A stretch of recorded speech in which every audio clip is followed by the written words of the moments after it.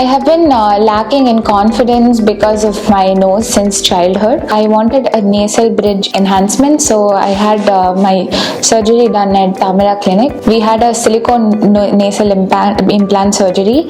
I chose that over the typical rhinoplasty because I didn't want additional scarring due to rib cartilage. After this surgery was done, immediately some of the staff actually showed me how it was post-operative, the pictures, and I was very happy with them because they had done exactly what I had hoped they would.